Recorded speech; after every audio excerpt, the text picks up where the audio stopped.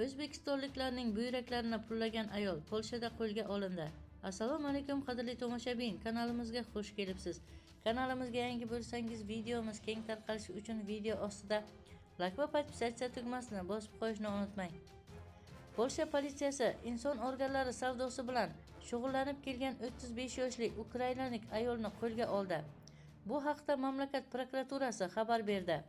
Ma'lum qilinishicha, Polsha politsiyasi Interpol tomonidan ukrainalik ayolni qo'lga oldi.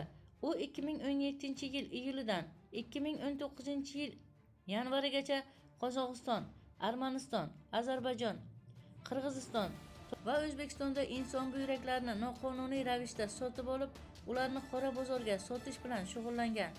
Qayd etilishicha, ukrainalik ayolni Qozog'iston hukumati qidirgan, chunki u ushbu mamlakatda inson organlarini savdosi bilan shug'ullanganligi va xalqaro jinoyat tashkilotiga a'zo bo'lganligi sababli 12 yilga sirtdan ozodlikdan mahrum qilingan.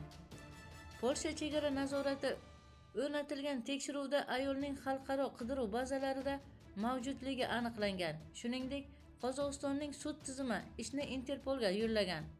Hozirda jinoyat ekstraditsiya qilinishi uchun sud qarori kutilmoqda. Eslatib o'tamiz, avvalroq Qozog'istonda inson a'zolarini xorijda noqonuniy sotish bilan shug'ullangan jinoiy guruh a'zolari qo'lga olingandi.